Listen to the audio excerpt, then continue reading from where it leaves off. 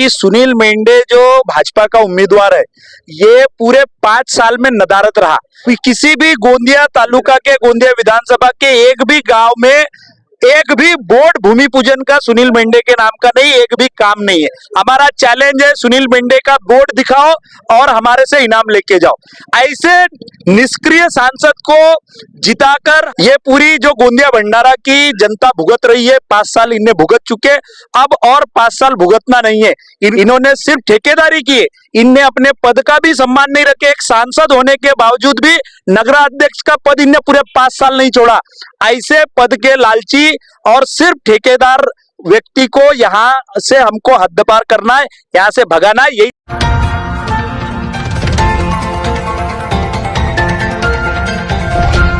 गोंदिया भंडारा का खासदार का जो चुनाव के जो फॉर्म थे, कल जो लास्ट डेट थी, उसी तरह महाविकास आघाड़ी की आज जो सभा थी और यहाँ पे जो है नाना पटोले आए थे। आइए जानने का प्रयास करेंगे कि नाना पटोले के नेतृत्व में जो उम्मीदवार खड़े हुए उनको कितने बहुमतों से जिताना चाहते, क्या बोलेंगे। आज जो यहाँ पे सैकड़ों की तादाद में कार्यकर्ता की सभा थी, क्या बोलेंगे। देखिए, ये बिना पैसे से बुलाए हुए कार्यकर्ता थे, स्व इच्छा से आए हुए कार्यकर्ता थे। आप देख रहे होंगे कि सुनील मेंढे जो भाजपा का उम्मीदवार है, ये पूरे 5 साल में नदारद रहा। किसी भी गोंदिया तालुका के, गोंदिया विधानसभा के एक भी गांव में एक भी बोर्ड भूमि पूजन का सुनील मेंढे के नाम का नहीं, एक भी काम नहीं है। हमारा चैलेंज है, सुनील मेंढे का बोर्ड दिखाओ और हमारे से इनाम लेके जाओ। ऐसे निष्क्रिय सांसद को जिताकर ये पूरी जो गोंदिया भंडारा की जनता भुगत रही है, 5 साल इन्हें भुगत चुके, अब और 5 साल भुगतना नहीं है। इन्होंने सिर्फ ठेकेदारी की है, इनने अपने पद का भी सम्मान नहीं रखे। एक सांसद होने के बावजूद भी नगराध्यक्ष का पद इनने पूरे 5 साल नहीं छोड़ा। ऐसे पद के लालची और सिर्फ ठेकेदार व्यक्ति को यहाँ से हमको हद पार करना है, यहाँ से भगाना है। यही सबकी इच्छा है। गोंदिया भंडारा लोकसभा के खासदार के चुनाव के लिए महाविकास आघाड़ी की तरफ से कौन उम्मीदवार खड़े हैं। डॉक्टर प्रशांत पडोड़े, यह युवा और एक उच्च शिक्षित उम्मीदवार हमारे कांग्रेस महाविकास आघाड़ी, इंडिया आघाड़ी से खड़े हैं। और जिस बात के लिए मेंढे जी को जीत के हमारी जनता ने भेजी थी, लेकिन यहाँ के किसानों के मुद्दे हो, बेरोजगारों के मुद्दे हो और जातिगत जनगणना के मुद्दे हो, जिस मुद्दों पे मेंढे जी यहाँ से जीत के गए सांसद महोदय, उन्होंने वो आवाज दिल्ली के संसद में नहीं उठाई। इसके लिए आज पूरी गोंदिया भंडारा लोकसभा क्षेत्र की जनता ने मानस बना लिया है कि महाविकास आघाड़ी के, इंडिया आघाड़ी के उम्मीदवार डॉक्टर प्रशांत पडोड़े को भारी बहुत 2 लाख वोटों से जिता के भेजना है। जनता ने किस तरह खासदार का चुनाव और किस मतलब खासदार को चुनना चाहिए, क्या बोलेंगे। कैसा है, हम कांग्रेस के सिपाही है, कांग्रेस के कार्यकर्ता है। फोकनाड़ी जो बातें है वो बीजेपी के लोग करते हैं। आज ये सभा जो बुलाई गई, ये हमारे मुख्य कार्यकर्ताओं की सभा है। इसमें जो हमने हमारे पक्ष श्रेष्ठियों ने निर्देश दिए कि घर घर जाके गांव में मतदाताओं के सामने अपने कांग्रेस की विचारधारा की और मोदी के 14 में जो फोकनाटी बातें जो बोला है, वो फोकनाटी बातें जो मोदी ने बोला उसका ज्यादा यानी प्रचार में मतलब उपयोग करना। अब फोकनाटी बातें कुंती ज्यादा बोला है, जैसे पेट्रोल पंप के ऊपर में यानी बोर्ड लगाना बहुत हो गई, महंगाई के मार अब की बार मोदी सरकार, बेरोजगारी दूर करना, 2 करोड़ लोगों को हर साल नौकरी देना। तो ये बहुत सारी बातें वो आपके मीडिया के माध्यम से जितनी बातें सामने आना चाहिए वो आती नहीं। तो हम लोग घर घर जाके यानी हमारे सांसद के बारे में, उच्च शिक्षित सांसद हम बनाने जा रहे हैं। कांग्रेस पक्ष ने अच्छा यानी कैंडिडेट जो चुना है और फॉरेन उनकी मतलब फॉरेन में पढ़ाई हुई है, तो एक अच्छे सपने यानी दिखाने की बात अभी हमारे कैंडिडेट ने यहाँ आपके सामने बोले। तो अब जनता चुनने के बाद में प्लानिंग करेंगे कि यानी क्या काम करेंगे नहीं करेंगे, लेकिन जिले के विकास के लिए ऐसा जैसा कैंडिडेट होना वैसा कैंडिडेट हमारे पक्ष ने दिया है और अच्छे से अच्छे सभी कार्यकर्ताओं के माध्यम से मेहनत करेंगे और जिताकर अच्छे वोटों से चुनकर लाएंगे। गोंदिया भंडारा से खासदार के जो चुनाव में युवा उम्मीदवार खड़े हुए, आप युवा हो, क्या बोलेंगे, युवा को क्या संदेश देंगे। देखिए, युवाओं को समझना पड़ेगा इस बात को कि ये जो सरकार पिछले 9 सालों के इस देश में चल रही है, इनमें आप इन सारे नेताओं के भाषण आप सुनेंगे तो वो जो प्रमुखता से जिनका संबंध युवाओं के करियर को लेके है, वो कोई भी निर्णय नहीं ले रहे। ये शिक्षा की बात करते नहीं है, ये रोजगार की बात करते नहीं है, ये एजुकेशन पॉलिसी की और बात करते नहीं है। ये सिर्फ हमारे युवाओं का उपयोग अपने धार्मिक उत्पात मचाते वक्त झंडे डंडे लेके घूमना है, उतने ही पूर्ता करने का प्रयास कर रहे हैं। और धार्मिक उत्पात मचा के वोटों का ध्रुवीकरण करना, इतना ये सब काम कर रहे हैं। इसलिए मेरे युवाओं से नम्र विनती है कि आप ये सरकार से जो एक रोजगार की अपेक्षा रखते हैं, पर इन्होंने अपने महाराष्ट्र से, देश का भले गुजरात एक हिस्सा होगा, पर महाराष्ट्र के नेताओं ने जब यहाँ का रोजगार का दो बड़ी कंपनियां जिसमें 2 से 2.5 लाख लोगों को रोजगार मिल सकता था हमारे युवाओं को, ऐसे रोजगार जब गुजरात शिफ्ट कर दिए गए यहाँ से, तब यहाँ का कोई भी महाराष्ट्र का नेता सामने नहीं आया और हमारे युवाओं के बारे में उसने नहीं सोचा।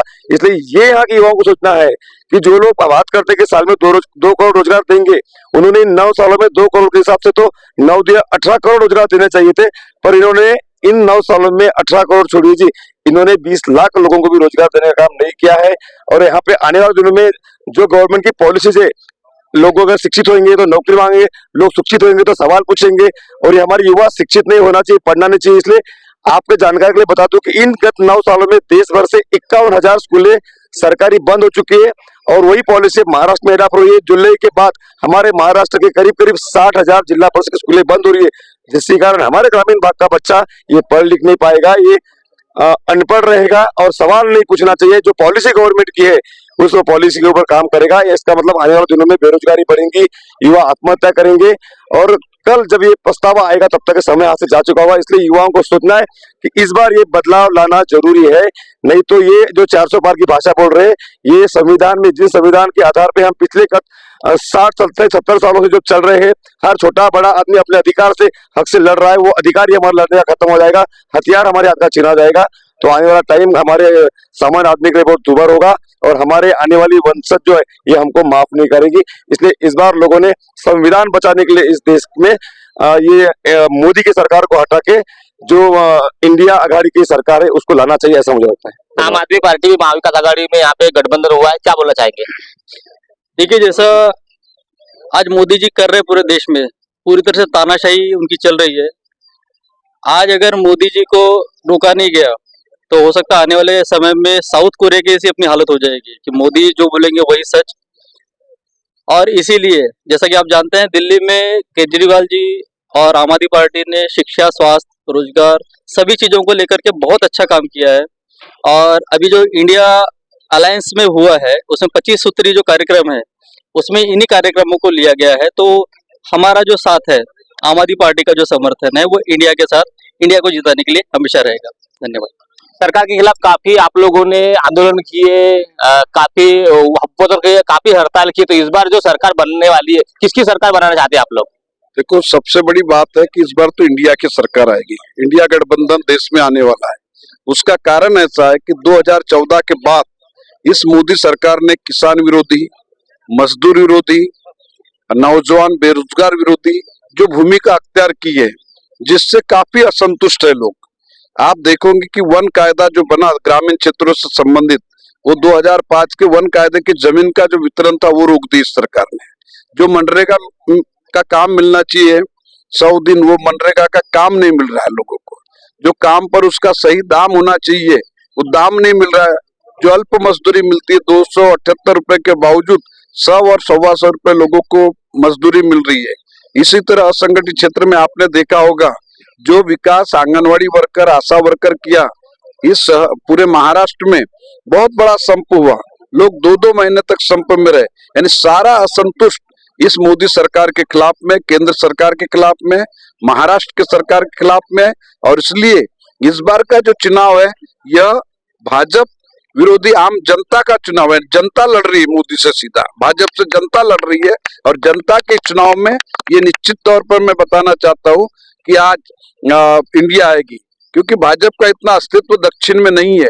उदाहरण के लिए तमिलनाडु हो, केरला हो, कर्नाटका हो, उड़ीसा हो, पश्चिम बंगाल हो, बिहार हो, इन जगहों पर वो आने वाली नहीं इस बार। और महाराष्ट्र में भी बहुत कम अल्प सीटें उसकी आएगी। और इसलिए सरकार कहाँ से बनाएगी? उत्तर प्रदेश में जो 80 का दावा कर रहे, 80 आना नहीं है, उनकी सीटें वहां पर 40 पर सीमित रह जाएगी। तो आंकड़ा कहाँ से बनता है? और इसलिए इंडिया गठबंधन मजबूत है। भंडारा गोंदिया की जो सीट है, जहां पर कांग्रेस का उम्मीदवार यहाँ पर खड़ा है, जिसको भारतीय कम्युनिस्ट पूरे ताकत से, आपने देखा होगा कि हर आंदोलन में हमने नारा दिया भाजपा हटाओ देश बचाओ, यानी वो नारा इस इलेक्शन में मजबूत होगा और मजबूती के साथ हमारा इंडिया गठबंधन का डॉक्टर प्रशांत पडोड़े ये चुनकर आएगा, ये मैं विश्वास करता हूँ। और भाकपा के कार्यकर्ता गांव गांव में इस मुहिम में जुटे हुए, कामगारों में ज्यादा उत्साह दिख रहा है मुझे। कामगार हर पता ही नहीं चलेगा वोट कहाँ डाल रहे, परंतु इंडिया आघाड़ी को जो उनका वोट पड़ने वाला है निश्चित तौर पर है और इंडिया आघाड़ी का कैंडिडेट जीतेगा, ये हमारा विश्वास है। आपकी पार्टी भी मतलब ये महाविकास आघाड़ी में सपोर्ट कर रही है, उसी तरह आप युवा हो और युवा उम्मीदवार खड़े, क्या युवाओं को आह्वान करेंगे? कांग्रेस पार्टी ने एक बहुत अच्छा सुशिक्षित उम्मीदवार हमें दिया है, जो डॉक्टर प्रशांत पडोड़े। इसको पूरी राष्ट्रवादी कांग्रेस पार्टी सपोर्ट कर रही है। जैसे मुझे पवार साहब ने मौका दिया युवा नेतृत्व करने का, उसी प्रकार से गोंदिया भंडारा जिले को एक अच्छा युवा उम्मीदवार मिला है। और जहां तक अभी महिलाओं की बात है, आंगनबाड़ी सेविकाओं की बात है, जूनी पेंशन की बात है, कर्मचारियों की बात है, हर क्षेत्र में लोग कांग्रेस को वोट करने के माइंडसेट कर चुके हैं और विचार बना चुके हैं। भले ही मोदी सरकार कितना भी भ्रम फैलाए, लेकिन किसी भी तरीके से 400 के अभी इस बार तो उनका 100 के पार होना भी बहुत मुश्किल दिखता है मुझे। सर, जनता को क्या आह्वान करें कि इस प्रकार का खासदार चुने? हम जनता को यही आह्वान करेंगे कि ऐसा खासदार चुने जो युवाओं का भविष्य बने, किसानों की आवाज बने, बेरोजगारों को न्याय मिले। और जो बेरोजगार युवा भटक रहे हैं, और जो मोदी जी ने जो एक पॉलिसी लाई है अपनी फौज में अग्निवीर, वो अग्निवीर संसद में हमारा जो खासदार चुनेंगे हम, वो अग्निवीरों के विरोध में एक संसद में आवाज उठाए और यहाँ के बेरोजगारों को, जो केंद्र सरकार में नौकरी करना चाहते हैं, वो नौकरी उनको लाइफ टाइम मिले। और यही की आवाज हम एक पडोले जी के इसमें देख रहे हैं। और पडोले जी आने वाले दिनों में गोंदिया भंडारा लोकसभा के निर्वाचित सदस्य बनेंगे और यहाँ के बेरोजगारों की, किसानों की, युवाओं की एक आवाज बन के संसद में गूंज उठेंगे।